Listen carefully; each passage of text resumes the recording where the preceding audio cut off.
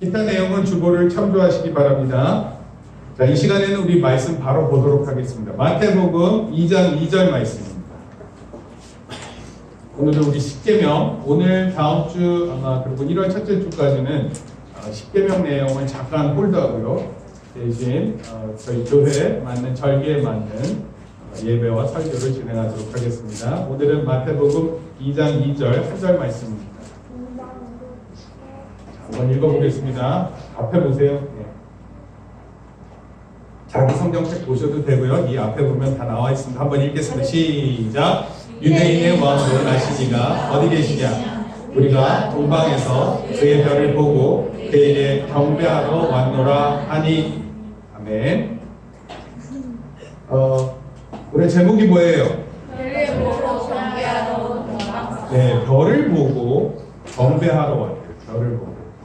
그래서 동방 박사에 대한 이야기를 한번 살펴보도록 하겠습니다. 자, 오늘은 조금 이렇게 잘 봐야 돼요. 오늘은 여기 잘 보세요. 이게 뭐 같아요? 안드로메다. 안드로메다 아니에요. 은하수. 은하수 이렇게 안 생겼는데 블랙홀? 블랙이 아니잖아. 화이트홀. 화이트홀? 네? 성자. 그러니까 저기 뭐 그냥 대충 잘 맞추는 것 같은데 이거 최근에 뉴스에 나왔어요. 이게 뭘까요? 무엇? 무엇일까요? 이거 다 쓸 수가 없어가지고 여기 목사님이 여기다 쓰면 다 넘어가는 거야. 그래서 어쩔 수가 없잖아. 지구에서 6,000광년 떨어져 있는 곳에 있대요. 6,000광년. 빛의 속도로 6,000년 가면 돼요. 빛의 속도로. 태양의 200배. 그리고 태양의 밝기는 15,000배.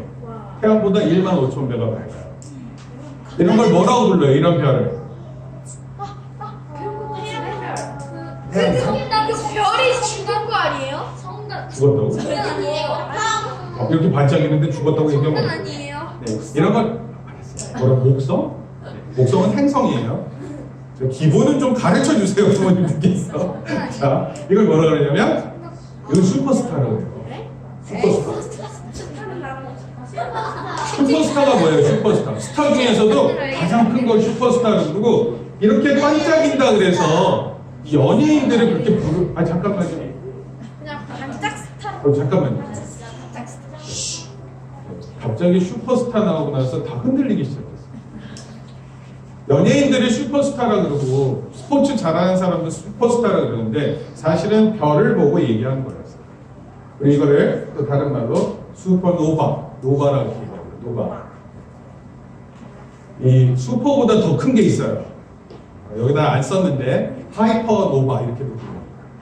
별은 이렇게 공부하잖아요. 그럼 정말 재밌습니다. 목사님 이런 생각이 있어요. 만약에 다시 공부하라 그러면 목사님 원래 이과 공부했거든요. 이과 공부해서 원래는 해양생물학자, 해양생물학 바다에 이렇게 들어가가지고 막 이렇게 막 보여주면서 이건 뭐냐면 막 설명하는 사람 있잖아요. 그런 거 하든지 아니면 이제 우주에 있는 거 이렇게 설명하는 이런 거 아마 지금 여러분들이라면 꿈꿔볼 것 같아요. 그 정도로 좋아하고 그렇습니다. 이 별은 이름이 있어요. 아레스 퍼피스라고 부릅니다. 아레스 퍼피스. 좀 웃기죠, 이름이? 네, 이 별이 지구의 태양보다 우리 지구가 속해 있는 태양의 200배 크기, 밝기는 15,000배, 6,000광년에 떨어져 있는 곳입니다. 자, 하나 더 보실게요. 이거는 알아맞힐 수 있을 것 같은데 이게 뭘까요, 이거? 여기 사람 있는데 은하수. 이렇게 있어요. 블랙홀? 은하수 아니에요. 안드로메다. 최근에 블랙홀에 대해서 읽은 거 있어요. 안드로메다. 이거 안드로메다예요. 자, 별똥별? 안드로메다 은하예요. 은하. 이 별들이 많이 있는 거예요. 별들이 많이 있는 걸 가리켜서 또 뭐라고 부르냐면 성운이라고 그래요. 성운. 성운이 뭔지 알아요? 별 성자에다 구름 문자예요. 별들이 마치 구름처럼 있다 그래서 성운이라고 합니다. 지구에서 약 250만 광년. 그러니까 빛의 속도로 250만 년 날아가면 돼요. 아주 가까이 있는 거예요. 멀리 있는 게 아니라 가까이 있습니다. 별이 몇 개 있냐면 1조 개가 있어요. 1조. 이게 이제 좀 확대하면 안드로메다 은하를 보여주는 거고요. 그 다음에 요게 바로 이게 뭐야? 은하수예요. 이게 은하수. 그리고 요 옆에 보이는 요것이 안드로메다예요. 여기에 별이 1조개가 있어요. 1조. 누가 쉬었겠어요? 하나, 둘 이렇게 쉬지 않았어요. 그냥 대략 이렇게 있을 것이다 생각한 거예요. 선생님 그 동영상 하나 있어요. 동영상 한번 볼게요. 한 1분 한 30초 정도 보게 되는데 여러분 한번 보세요. 안드로메다의 있는 별에 대해서 안드로메다 은하고요. 사진을 찍었어요.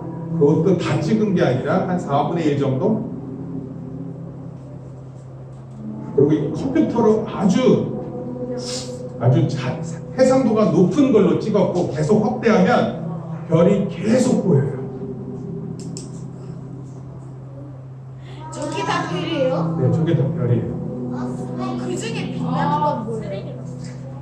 아이고, 딴 얘기하지 않기.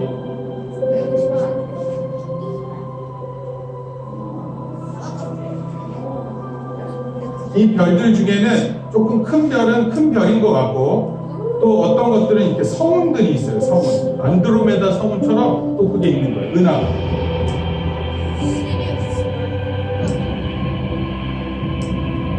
그리고 이런 부분은 별이 그렇게 많은 부분이 아니었고 이제 가면 갈수록 별이 많은 부분이 보일 거예요. 저게 다 별이에요? 네, 저기 다 마치 모래알처럼 보이는 게 저기. 있는 것 같아요. 네. 이게 무슨 별이야? 1초 넘을 것 같아요. 또 거품 같고 머리 아니에요?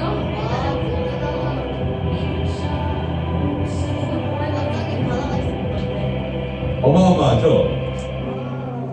근데 저게 안드로메다 성운의 한 4분의 1 정도.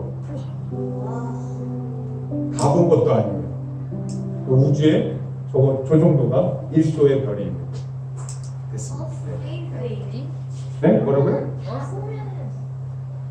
다 보면 설교 시간을 못 들어요. 그러지 않았으면 좋겠죠. 그래서 자 이제 이 별에 대해서 오늘 이게 오늘 설교가 뭐죠 내용이? 그 별을 보고 뭐 하러 갔다고요? 경배하러 갔어요. 여러분 성경을 읽다 보면 어떻게 이런 일이 일어났을까? 아니 별이 어떻게 동방박사를 이끌었단 말인가? 참 이야기가 너무 신기하고 궁금함이 많아요. 오늘 본문의 별에 대한 이야기가 정말 궁금합니다. 아까 우리가 별을 봤어도 궁금한데 또 이 성경에 나오는 별의 이야기도 궁금합니다. 별이 어떻게 동방박사를 안내했을까? 여러분 혹시 지나가다가 별이 여러분들을 안내하고 이런 적 본 적 있어요? 이리 오너라 뭐 이렇게 하는 별 본 적 있어요? 꿈속에서 본 적 있어요? 여러분 차를 타고 가다 보면 어떤 장소를 갈 때 얼마나 거리가 남았는지 표지판이 있죠? 그걸 보고 가면 되는 거예요. 우리가 어딜 갈 때 별 보고 가요? 아 집에 가야지? 그러면 별을 봐야 될 텐데 구름이 가렸네? 그럼 오늘 집에 못 가네? 이래요? 그렇지 않죠? 근데 정말 많은 사람들이 예전에는 별을 보고 방향을 찾았고 그리고 집을 갔어요. 그런데 동방박사의 이야기는 조금 더 궁금함이 커요. 별이 어떻게 목적지를 안내하는 방법이 되었을까? 성경에 읽어보니까 동방박사는 별을 보고 예루살렘까지 갔어요. 그리고 예루살렘부터 베들레헴까지 약 8km를 또 별을 보고 갔대요. 그리고 베들레헴에 가니까 아기가 있던 곳 위에 별이 멈추었대요. 그리고 동방박사들이 여기에 아기가 왕이시구나 그렇게 하고 경배할 수 있었다 이렇게 얘기를 해요. 어떻게 이런 일이 가능할까? 여러분 이거 설명할 수 있어요? 이 질문에 대한 대답은 우리 알 수 없어요. 어떻게 동방박사들에게 별이 나타나 그 길을 인도했는지. 어떤 사람들은 행성은 지구, 목성 이런 걸 행성이라고 불러요. 또는 해성, 이 태양을 도는 거예요. 태양을 가까이 갈수록 이렇게 꼬리가 길어지고 태양에서 멀어질수록 꼬리가 짧아지는 이 해성. 그리고 또 초신성, 아까 우리가 봤었던 슈퍼노바 이런 것들이 초신성 또는 기적적인 빛 이런 것으로 많은 사람들이 설명을 해요. 동방 박사가 이런 빛을 발 것이다. 그러나 우리 아직 몰라요. 그 내용에 대해서. 성경에서 우리가 하나님의 말씀을 이해하지 못할 때 중요한 원칙이 있어요. 그럼 성경을 읽는데 이해가 안 돼. 그럼 어떻게 하면 될까? 밑에 네모 박스 있죠. 네모 박스 이거 네모 박스에도 안 나오면 어떡해요? 이런 원칙이 있어요. 따라할게요. 시작. 오직 성경은 성경을 다 같이 시작. 오직 성경은 성경으로 해석돼야 한다. 성경이 해석하는 만큼만 이해하면 돼요. 만약에 동방박사뿐만 아니라 다른 사람들이 별을 보고 쫓아간 이야기가 있으면 좋을 텐데 하나밖에 없잖아요? 그러면 그 이야기 하나로 끝나면 되는 거예요. 그것에 대해서 너무 복잡하게 알고 그것을 꼭 다 알아야 되는 게 아니에요. 중요한 건 동방박사가 별을 받고 그 별을 따라 걷다가 하나님께서 이 땅에 보내신 왕을 만나게 되었고 그 왕에게 경배했다 이런 뜻이에요. 여러분 성경이 해석하는 만큼 그것으로 충분히 하나님을 이해할 수 있어요. 과학의 모든 것을 깨달아야 꼭 우리가 그 초신성에 가봐야 그걸 느끼는 게 아니라 성경 말씀 그대로로 충분히 하나님을 이해할 수 있고 하나님의 마음을 알 수 있어요. 여러분 성경을 통해서 하나님이 우리를 얼마나 사랑하시는지 충분히 알 수 있어요. 성경에 보면은 별이 어떻게 움직이는지, 홍해가 어떻게 갈려졌는지, 만나가 어떻게 떨어졌고, 요나가 물고기 뱃속에서 어떻게 살아났는지 이런 것들을 자세하게 설명하지 않아요. 아니, 성경은 더 나아가서 성경의 내용이 과학적인지 아닌지 이것도 말해주지 않아요. 다른 말로 관심이 아예 없어요. 그래서 목사님 좀 질문을 해봤어요. 과학 시대잖아요. 우리 과학 시대. 과학적인 것을 중요시 여기는데 과학을 이렇게 뺀 상태에서 성경을 이해하는 것이 맞는가 생각을 해봤어요.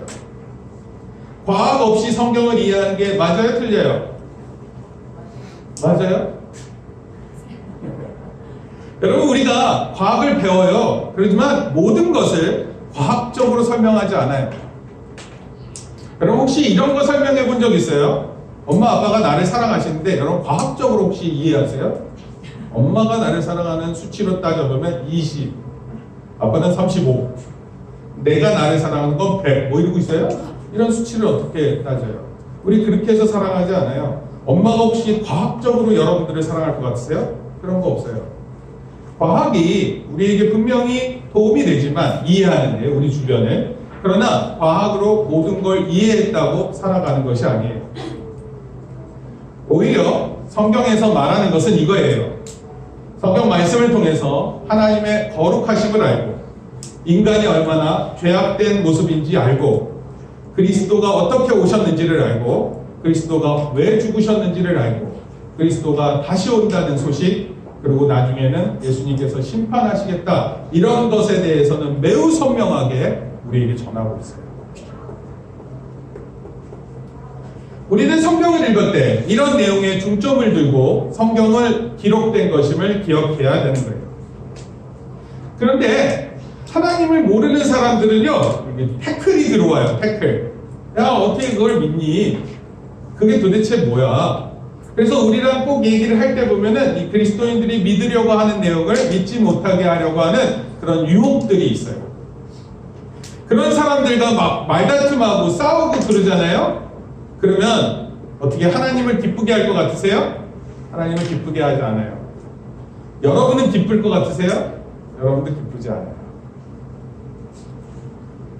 그래서 오늘 목사님은 이 동방 박사들이 본 그 별이 바로 하나님의 아들 유대인의 왕께로 인도하여 그분을 경배하게 했다라는 것에 초점을 맞춰서 설교를 하려고 해요.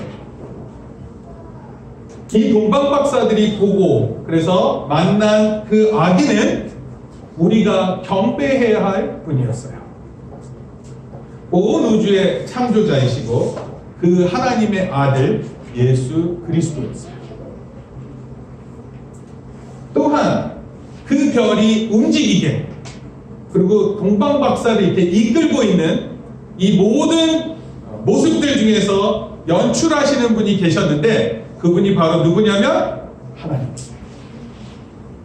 별이 움직이게 하고 그 별을 따라가게 하고 이 모든 것들을 해서 이 기록을 적게 하고 이런 모든 것이 하나님께서 하신 것입니다. 그래서 목사님은 이 내용을 가지고 한 가지 교훈을 뽑아봤어요. 오늘 본문이 우리에게 주는 교훈이 뭔가? 따라 읽겠습니다. 시작. 하나님은 외국인들이 그리스도께 경배하도록 그들을 인도하셨다. 여러분, 하나님께서 원래 유대인들이 자기 백성이거든요. 그 자기 백성들이 하나님 그리스도를 경배하도록 한 게 아니라 누가 있어요? 외국인들이. 예를 한번 들어볼게요. 누구 예를 들까? 나무 생일인데 그날따라 나무 생일이라고 친구들한테 다 했는데 한국인 친구는 하나도 안 왔고 베트남 친구가 다 왔어. 그래서 박항서 이러고 베트남 친구 김나호 막 이러면서, 그러면 이상하지 않아요? 원래 그 자기 친구들이 더 와서 축하해 줘야 되는데 외국인들이 와서 막 알아듣지 못하는 말로 막 경배를 하고 있어. 되게 이상한 거야. 이게 되게 이상한 거예요. 하나님께서 자기 아들을 보내셨고 그 아들이 왕인데 그 아들 왕이 이 땅에 오셨다라는 걸 축하하는 자리에 누가 와 있어요? 동방박사가 와 있어요. 외국인. 여러분, 이거는 잘 이해해야 돼요. 즉 하나님은 예수님의 탄생을 통해서 예수님의 탄생이 경배해야 되는 것임을 알려주는 거예요. 그런데 이 경배라는 것은 유대인들만 하는 것이 아니라 온 우주가 그렇게 깨달아야 된다는 것을 보여주기 위해서 하나님께서 별을 움직이시고 동방박사가 따라와서 그것을 예배하게 만드는 것이었습니다. 누가복음에 보면은 이런 내용이 있어요. 처녀가, 원래 처녀는 아기를 낳을 수 있어요, 없어요? 혼자서 아기를 어떻게 낳아요? 아니, 혼자서 낳을 수는 있는데 어떻게 혼자서 임신을 해요? 그건 불가능한 거예요. 근데 처녀가 베들레헴에서 아기를 낳는데 이것이 구약의 성취. 그러면서 하나님께서 로마 전체를 움직여가지고 인구 조사를 하게 해요. 이게 누가복음에서 설명한 내용이라면 오늘 우리가 읽은 마태복음이 이런 거예요. 하나님께서 하늘의 별을 움직여서 동방박사가 그걸 보고 막 쫓아가게 하고 베들레헴에 와가지고 예수님께 그것을 경배하는 모습을 보여주는 것이 바로 마태복음입니다. 여러분, 이게 바로 하나님의 계획이에요. 동방박사들을 인도해서 하게 하신 일이 바로 모든 나라의 사람들이, 이방인들이 하나님의 아들 예수님을 경배하는 것이었어요. 그리고 마태복음 24장 14절에 보면 한번 읽어볼게요. 시작. 이 천국 복음이 모든 민족에게 증언되기 위하여 온 세상에 전파되리니 그제야 끝이 오리라. 복음이 유대인들, 이스라엘에게만 주어지는 것이 아니라 모든 민족에게 증언이 된다는 거예요. 온 세상에 전파되어야 돼요. 만약에 여러분들이 외국 사람들한테 복음을 전파하려면 어떻게 해야 돼요? 어떻게 해야 돼요? 배워서 그것을 가지고 전파하는 거예요. 정말 많은 선교사님들은요, 외국어를 열심히 배워요. 그리고 그 외국어를 열심히 배워서 그 나라에 가서 뭘 얘기할 것 같아요? 예수님이 하나님의 아들이심을 말하고 그분을 경배할 것을 가르쳐요. 어떤 때는요, 목숨을 걸어야 돼요. 그런데 그렇게 목숨을 거는 것을 하나도 이상하게 생각하지 않고 가는 거예요. 우리 한국 땅에도 한 100년 전에는 예수님 잘 알지 못했어요. 그런데 한 110년 전이네요. 110년 전에는 하나님 알지 못했는데 그때 선교사님들이 저 먼 곳에 조선이라는 땅에 거기 사람들이 있는데 그 조선 땅에 복음을 전할 사람들 이름 쓰세요. 그랬더니 정말 많은 신학생들이 이름을 썼어요. 아주 젊은 사람들이었어요. 21살, 22살. 대학생이면 졸업하면 23살이거든요. 그때 꽃다운 날, 가장 멋있고 가장 남자답고 가장 예쁜 여자다울 때 선교사들이 돼서 이 땅에 왔어요.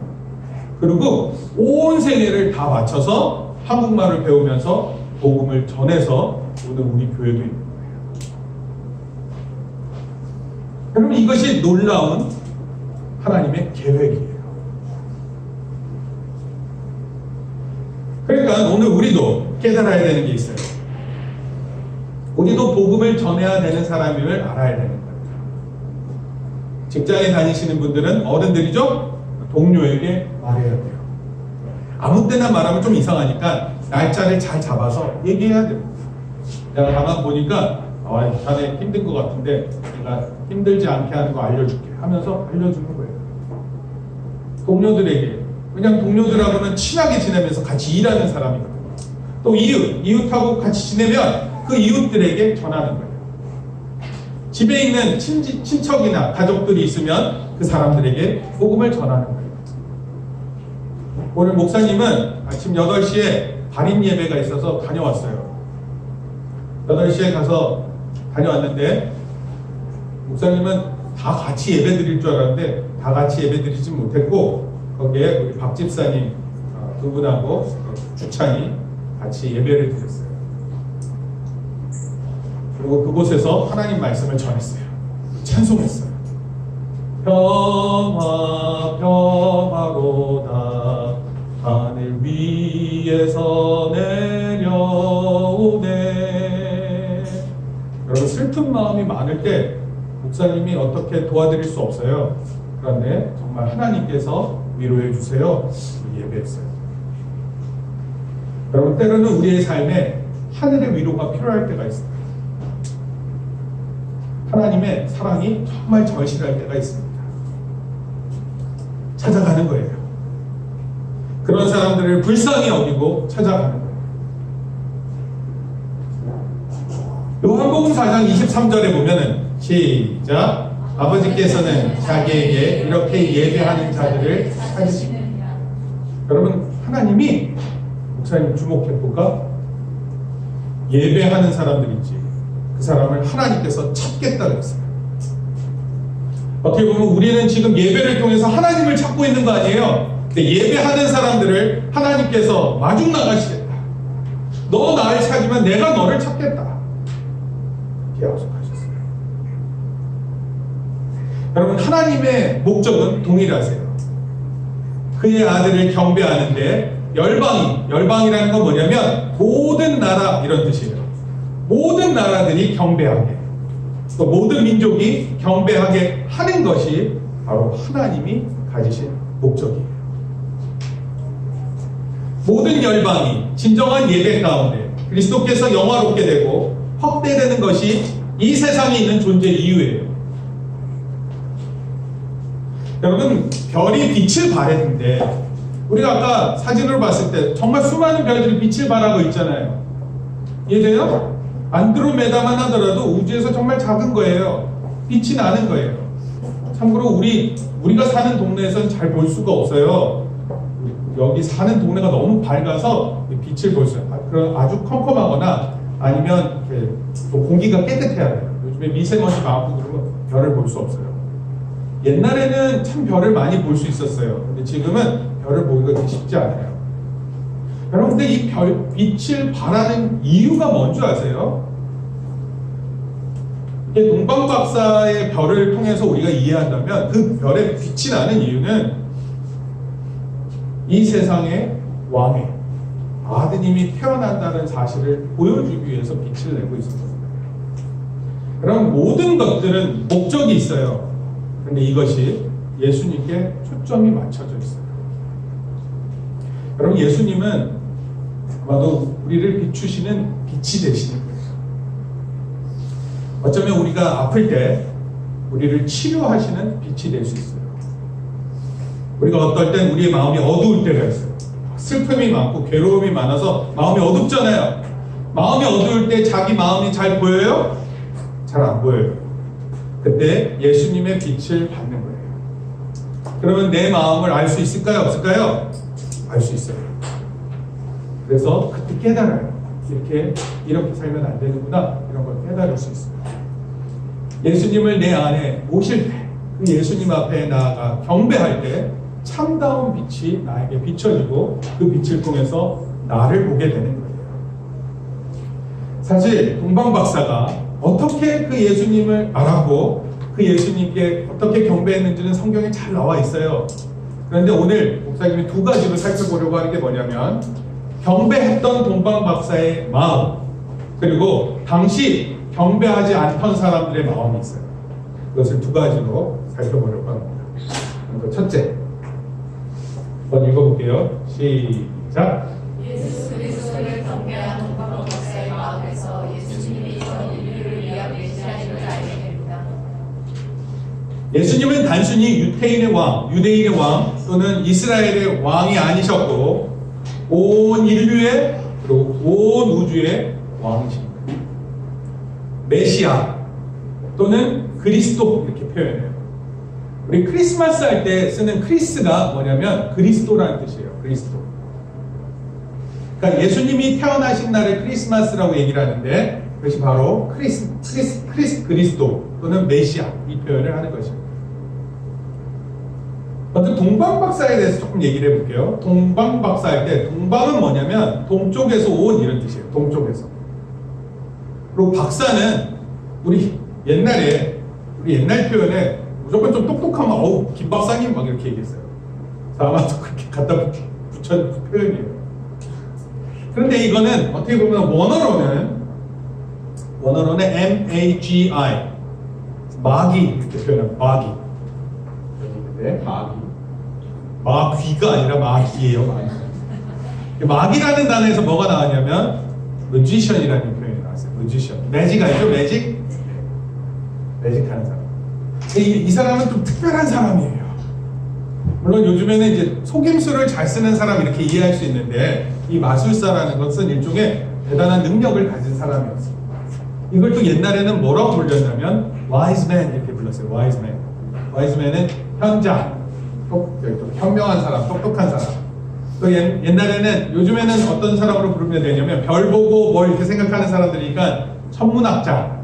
천문학자는 별이 어떻게 돌고 태양이 1년에 어떻게 돌고 얼마나 많은 빛이 이 지구에 보내고 이런 것들을 연구하는 사람이라면 여기는 목사님 쓰지 않았는데 astrology라고 해서 점성술사가 있어요. 점성술사. 그래서 예전에 왕이 태어날 때 어떤 별이 밝았다 뭐 이런 걸 얘기하면서 그 별빛을 보고 그때 왕이 중요한 왕임을 나타내고 알던 사람들이에요. 그러니까 동방 박사는요 그냥 대충 이렇게 이해하고 있었던 뭐 카드 뒤넘기면서 당신의 삶이 이렇습니다 이런 거 얘기하는 사람이 아니라 정말 깊이 있게 연구했었던 사람이고 이 사람들의 역사를 올라가면 동방 박사의 역사를 쭉 올라가면 어디로 올라가냐면 다니엘 시대까지 올라간다고 해요. 뭐 하여튼 이 정도로 동방 박사는 설명하도록 하겠습니다. 그런데 동방 박사는요 결국 유대인이 아니었기 때문에 부정한 이방인이었어요. 그 이스라엘 사람들은요 이방인을 어떻게 생각했냐면 개 취급했어요. 개. 동물 취급했다. 사람으로 대하지 않았어요. 여러분 만약에 사람인데도 사람으로 대하지 않을 때 그 비인격적인 모습에 대해서 굉장히 싫죠? 그렇게 대했던 사람인데 근데 이 부정한 이방인들이 예수님 앞에 와서 경배했어요. 여러분 마태복음 맨 마지막 장에 가면 예수님께서 이런 말씀을 하세요. 우리 한번 읽어볼게요. 시작. 하늘과 땅의 모든 권세를 내게 주셨으니 그러므로 너희는 가서 모든 민족을 제자로 삼아. 여러분 단순히 너희는 가서 너의 민족을 제자로 삼 이렇게 안 했어요. 모든 민족. 여러분 할 수 있으면 복음을 가지고 하는 거예요. 목사님이 1988년도 지금부터 한 30년 전이에요. 30년 전. 이해되세요?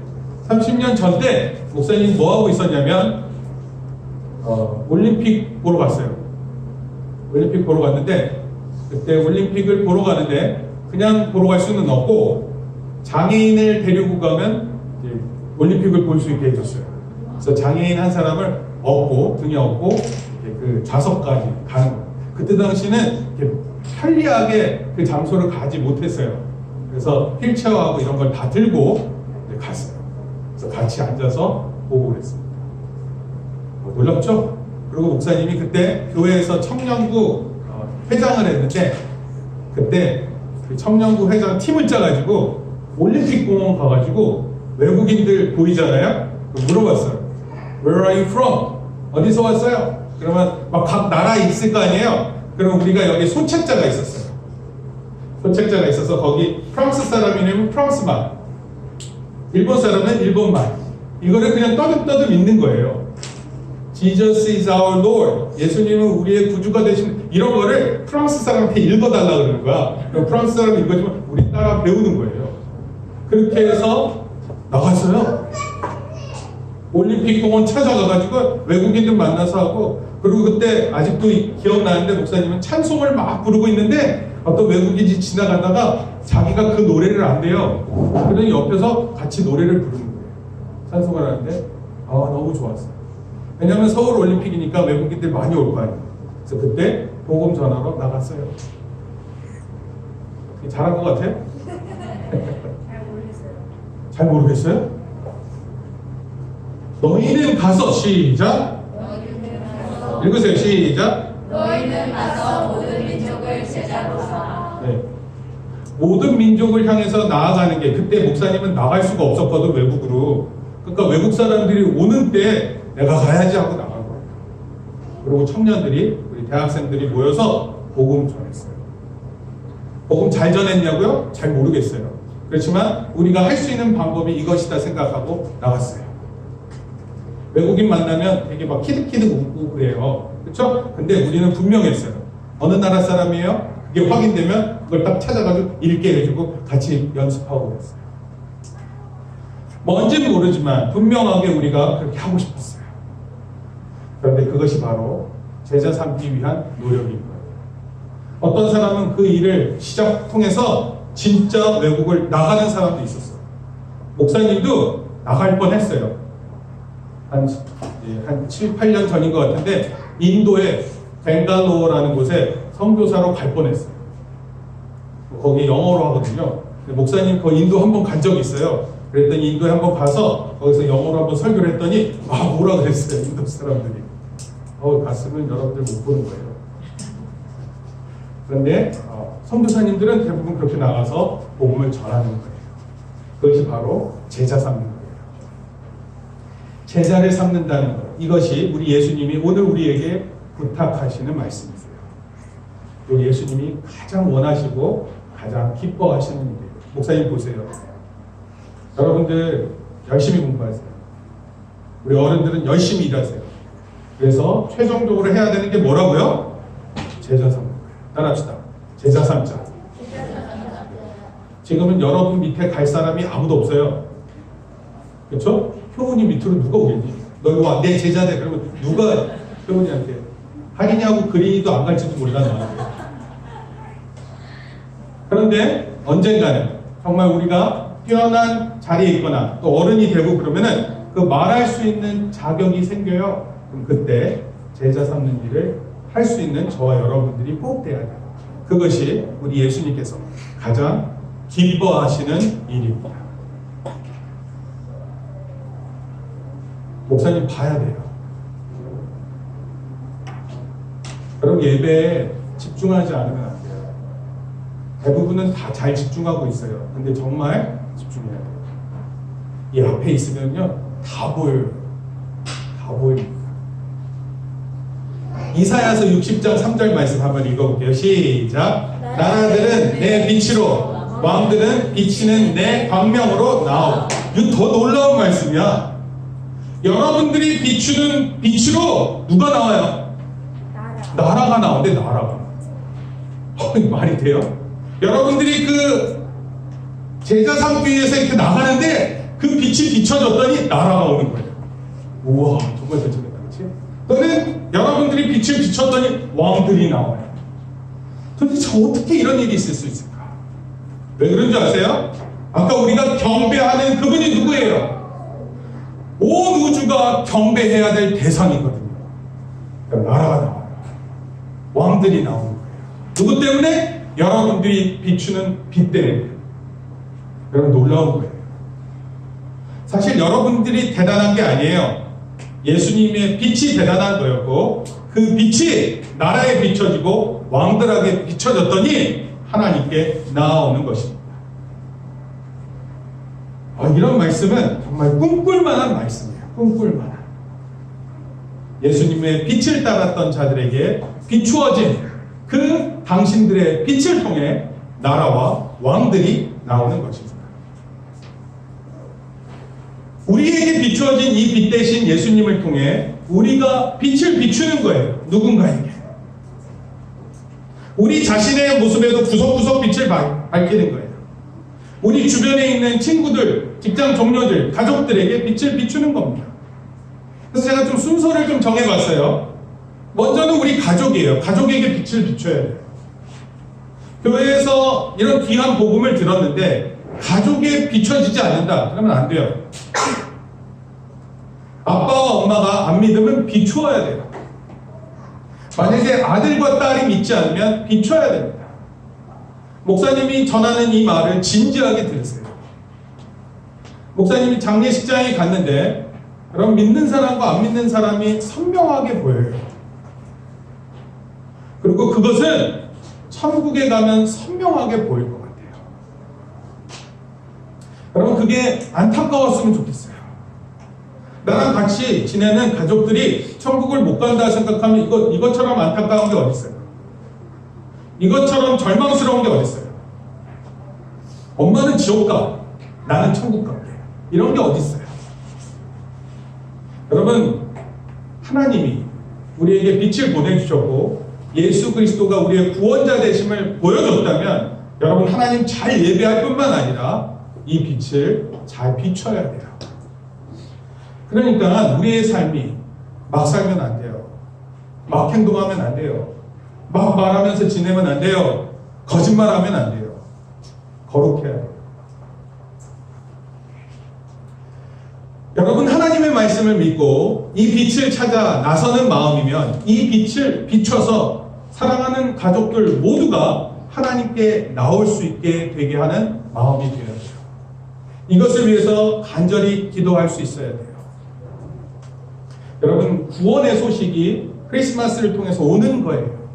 이 구원의 소식이 여러분들에게 비춰진 그 빛을 통해서 여러분 가정에 그 소식이 전달되는 거예요. 심지어 모든 민족에게도 전달하게 되는 것입니다. 이것이 동방박사가 이 빛을 받고 느꼈던 마음이에요. 오늘 이 마음 우리도 갖기를 원해요. 우리도 이 빛 가지고 살아갈 수 있기를 바랍니다. 아멘이죠? 아멘. 둘째 보겠습니다. 시작. 예수 그리스도를 경배한 동방박사와는 다르게 메시아가 오심을 알고 있었던 대제사장과 율법학자들은 그리스도를 경배하지 않았습니다. 이게 이해가 안 가는 거예요. 여러분 잘 알다시피 대제사장과 율법학자들은 누구 연구를 한 사람입니까? 하나님 연구하던 사람입니다. 하나님 연구하던 사람이면 메시아가 오신다는 거 알았을까 몰랐을까? 잘 알고 있었어요. 근데 메시아가 오셨는데 잘 알고 있고 그래서 메시아가 왔단 말이에요. 그럼 거기 경배하러 가야 돼요? 안 가야 돼요? 안 갔어요. 왜 안 갔을까? 베들레헴으로 가지 않았어요. 동방박사는 먼 곳에서 와서도 막 물어 또 어디입니까? 하면서 다 물어가지고 그래서 베들레헴까지 가서 별이 멈추는 곳에서 예수님을 경배했거든요. 그런데 이 사람들은 묻지도 않았어요. 연구는 했는데 묻지 않았어요. 찾지도 않았어요. 그러니 당연히 경배하지 못했어요. 네. 이거 쓰는 때까지 다 시간 주면요 설교 1시간씩 걸려서 안 돼요. 밝게 빛나 동방박사를 이끌었던 그 빛을 보지 못했어요. 메시아를 진심으로 기다렸다면 당연히 메시아를 만나서 경배해야 갔을 텐데 도대체 그 이유가 무엇일까요? 놀라운 사실이에요. 지금부터 이제 놀라운 사실을 공개할 거예요. 사실은 이들은 메시아를 진정으로 기다리던 사람들이 아니에요. 여러분 되게 위험해요. 하나님을 믿는 사람들 중에 위험한 사람들이 이런 사람. 예수님은 아는데, 예수님 누구인지 아는데 절대로 예수님을 믿지 않아요. 못됐죠. 목사님 못됐다고 해요. 정말 나쁜 사람 중에 한 사람. 예수님이 사랑을 보여주시고 예수님께서 용서하시고 예수님 모든 것 주셨는데 이 사람들은 어느 누구도 용서하지 않아요. 그리고 어느 누구도 사랑하지 않아요. 그리고 무엇보다도 메시아를 기다리를 아는 것, 글을 써서 예수님 하나님을 알고 이렇게 아는 것하고요 행동하는 것하고 달라요. 여러분 아는 삶하고 행동하는 삶이 있으면 뭐가 좋은 거냐면 그렇게 행동하는 삶이 좋은 거예요. 하나님 말씀을 배우잖아요. 여러분 큐티하는 사람들 있죠? 하나님 말씀 읽잖아요.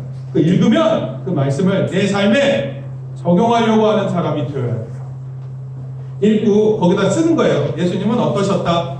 예수님은 멋있네? 예수님? 이렇게 하는 건 아무 의미가 없어요. 예수님이 이렇게 하신 이유가 나에겐 어떤 의미일까? 아, 나도 이렇게 살으라는 거구나. 이렇게 깨달아요. 그리고 그것을 날마다 연습해야 돼요. 그 연습이 없으면 똑같은 율법학자들, 제사장들이 되고 말 뿐이에요. 예수님을 머리로 알 뿐 전혀 행동하지 않아요. 이 예를 하나 들어볼게요. 수학 문제를 배웠어요. 선생님이 이렇게 가르쳐줘요. 그러면 깨달아요. 아, 이렇게 푸는구나. 근데 시험 보면 틀려요. 왜 그럴까? 여러분 그때 그 순간 이해한 것하고 내가 실제로 그 문제를 대하는 것하고는 전혀 다른 문제예요. 여러분 하나님의 사랑을 받아서 내가 그 하나님의 사랑을 누구한테 비춰줘야 돼요. 이 말을 듣고 이해는 쉬운데 그것을 실제로 사는 건 너무 힘들어요. 내가 싫어하는 사람한테 사랑을 베푸는 게 쉬워요? 어려워요? 어려워요. 그러니까 어려우니까 해요? 안 해요? 안 해요. 안 하니까 그걸 할 수 있어요? 절대로 못해요. 예수님에 대해서 잘 알지 못하는 거예요. 성경에 보면 실패하는 사람들의 이야기가 되게 많아요. 그런데 성공하는 사람들의 특징은 실패를 두려워하지 않았어요. 실패가 있음에도 불구하고 끝까지 예수님의 명령을 따랐어요. 그리고 나중에는 자기의 목숨도 걸 수 있었어요. 여러분 목숨 구하는 것보다 진리를 위해 사는 것이 더 중요한 거예요. 어떤 사람들은요 국가를 위해서 나라를 위해서 자기 목숨도 바쳐요. 그렇지 않아요? 가족을 위해서 자기 목숨 내놓을 수 있어요. 여러분 부모님들은 자식을 위해서 목숨 걸 수 있어요. 자기가 아님에도 불구하고. 여러분 예수님은 우리를 위해서 모든 것을 주신 분이셨어요. 우리에게 구원을 베푸신 분이셨어요. 우리를 빛으로 인도하셨고 만나게 하셨어요. 그를 통해서 우리가 많은 것을 얻었는데 그것을 실천하지 않는다면 우리는 똑같은 사람이 되고 말 거예요. 수학 문제야 문제 하나 틀리면 되는 거 아니에요. 근데 예수님을 알면서 예수님을 못 알아보는 것은 여러분 이거는 정말 말도 안 되는 일인 거예요. 이런 사람들이 생각하는 표현들이 조금 있어요. 자신의 생각과 틀리면 틀리다고 말해요. 어떤 소리가 들려오는데 지금 내가 바빠요. 나 지금 불편한데. 아, 나 귀찮은데. 그리고 들으려 하지 않아요. 못 들은 척, 안 들은 척 하는 사람들입니다. 주변 사람들의 도움이 있으면 그 도움 요청에 인색해요. 자신의 것에 너무 열중하다가 남의 필요를 전혀 모르는 겁니다. 자신의 것만 너무 모든 관심을 기울이다 결국 예수님을 잃어버렸어요. 여러분 우리는 종종 예수님을 이렇게 생각해요. 나를 불편하게 하는 분 같다. 예수님은 나를 힘들게 하시는 분 같아. 이렇게 생각해요. 어떤 사람들이 신앙생활을 한다는 것은 예수님을 믿는 것은 손해보는 일이 많아 이렇게 생각해요. 그리고 어떤 사람들은 가지고 있는 게 좀 있어서 가지고 있는 것을 다른 말로 기득권이라 그러는데 이거 빼앗길까봐 겁이나 예수님께 눈길조차 주지 않습니다. 나에게 있는 관심의 대상인 나의 별을 주목하다가 온 세상을 비추시는 예수님의 별을 놓치는 거예요. 여러분을 비추는 별은 별이 아니에요. 동방 박사가 본 별이 진짜 별입니다. 이 별은 언제나 우리 앞길을 인도하는 찬란한 빛이에요. 우리가 어떻게 살아가야 될지 물으면 우리에게 그 길을 제시해주는 별인 것입니다. 동방 박사들도 별을 따라 걷다가 잠시 예루살렘에서 정확한 별의 위치를 알기 위해서 헤롯 왕에게 물어봤어요. 그리고 헤롯 왕이 답해주자 그 묻고 다시 길을 걷기 시작했고 마침내 예수님을 만났어요. 그러니까 우리도 마찬가지예요. 우리에게 초점이 맞춰져 있는 가짜 별의 유혹으로부터 떠나 진짜 별을 향해서 다시 떠나야 되는 것입니다. 여러분, 처음에 떠날 때는 빛이 안 보일 수 있어요. 그 별빛이 안 보일 수 있어요. 그러나 떠나서 믿음으로 떠나면 다시 밝은 빛이 비추게 되고 그 별을 보고 예수님을 분명히 선명히 만날 거예요. 여러분, 동방박사 모두 몇 명이에요? 4명. 4명이에요? 동방박사를 예전에 3명으로 이해를 했습니다. 그런데 사실은 동방박사가 훨씬 더 많을 것으로 추정이 돼요. 돌아오는 크리스마스 날 목사님 설교를 더 할 거예요. 이것과 관련해서. 동방박사들이 선물을 했는데 예수님께 몇 개 선물을 했냐면 3개를 선물했어요. 그러니까 3명이 갖고 왔을 거라 이렇게 생각하는 거예요. 이해되세요? 3개예요. 그게 뭐죠? 황금, 유향, 모략. 그래서 이것 때문에 3명이다. 여러분, 경배를 위해서 이거 준비했단 말이에요. 그리고 먼 길을 떠났어요. 그래서 동방박사들이 이런 마음을 가지고 예수님 앞에 나온 거예요. 여러분, 우리도 경배를 한다고 생각하면, 여러분, 경배를 한다는 게 무슨 뜻이에요? 그 앞에 엎드리는 거예요. 옛날에 왕이 지나가면 어전, 왕 앞에서는요 모두 다 엎드렸어요. 왕의 목소리를 들을 때 눈을 쳐다보면서 막 이러지 않았어요. 근데 동방 박사가 그런 마음, 그 왕을 만나 뵙겠다는 마음으로 먼 길을 떠나서 왔어요. 그래서 끝까지 쫓아와서 예수님을 만나는 거예요. 그리고 그 만나서 하는 최종적인 게 뭐예요? 경배하는 거예요. 경배. 그러니까 우리도 예수님을 만나면 뭐 해야 돼요? 아, 예수님 이런 게 아니라 경배하는 거예요. 나의 모든 경배를 받으실 분이시오. 나의 찬양을 받으실 분이시오. 그렇게 경배할 수 있는 저와 여러분들 되기를 바랍니다. 결론적으로 말씀드릴게요. 세상을 살리는 이 빛이 우리와 우리로 인해 구원받을 사람들에게 비춰지길 기도합시다. 기도해야 돼요. 하나님, 저를 통해 비춰지는 이 빛이 구원의 빛이 되게 하여 주시옵소서. 참 빛으로 오신 예수님의 이 빛을 우리의 마음에 비추어야 돼요. 그래서 우리 안에 있는 어두움을 다 몰아내야 돼요. 우리 안에 있는 거짓되고 잘못된 것, 틀린 것들 다 몰아내야 돼요. 예수님, 제 마음 이거 비춰서 다 몰아내 주세요. 저는 제 힘으로 이겨낼 수가 없어요. 너무 거짓말에 익숙해져서 이제는 제가 거짓말을 안 하는 사람이 될 수가 없어요. 예수님, 도와주세요. 빛을 비춰주세요.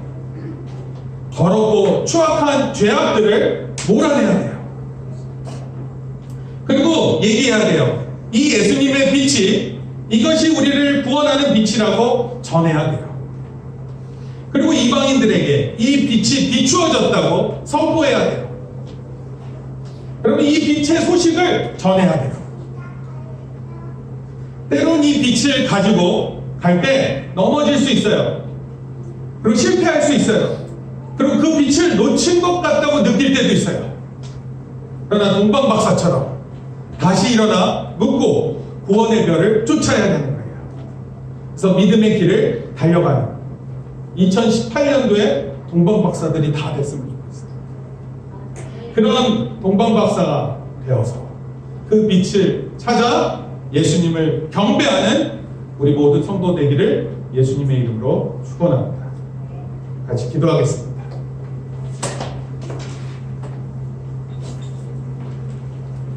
하나님 공방박사들에게 보여주셨던 이 빛을 통해 예수님을 만나 경배했던 것처럼 우리 크리스마스 때 예수님 오심을 기억하면서 예수님께 진심으로 경배하는 자로 서게 저희들을 붙들어 주시옵소서.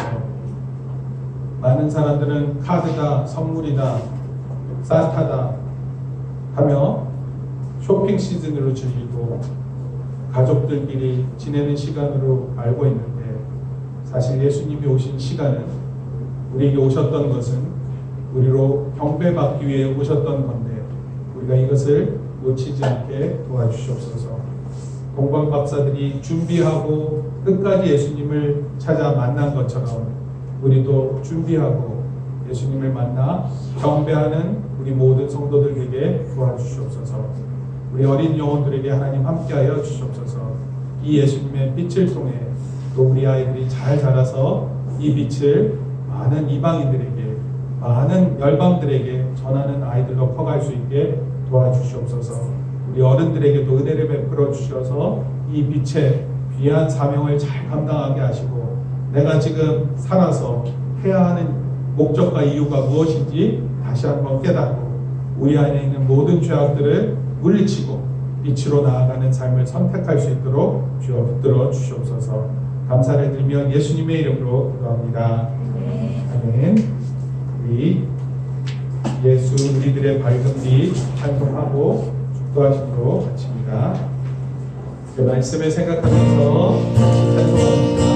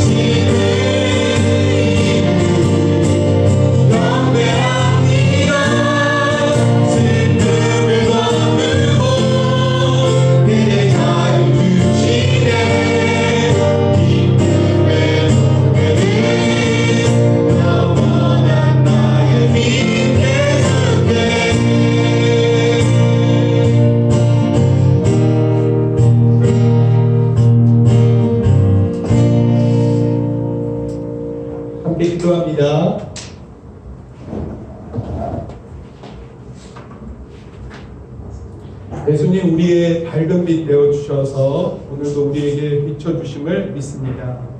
항상 빛을 비추어서 우리를 구원하시고 온 세상에 아름답게 인도하시는 줄 믿습니다. 하나님을 예배하는 가운데 부어주시는 놀라운 하나님의 은혜가 있음을 믿사오니 이 시간 우리의 마음을 모두 하나님께 예배하고 경배합니다. 우리의 삶 속에서 우리 주님 만나게 하시고 또 그때그때마다 하나님을 경배하는 자로 서게 도와주시옵소서. 이제는 우리 주 예수 그리스도의 은혜와 하나님 아버지의 크신 사랑과 성령님의 감화 감동 교통하심이 동방박사가 쫓아갔던 그 빛을 따라 결국 예수님을 만나 경배했던 것처럼 우리도 우리의 삶 속에서 이 빛을 쫓아 또 마침내 예수님 만나 경배하기로 다짐하고 돌아가는 우리 성도들과 우리 자녀들 머리 위에 이제로부터 영원토록 함께 있을지어다. 아멘. 박수로 하나님께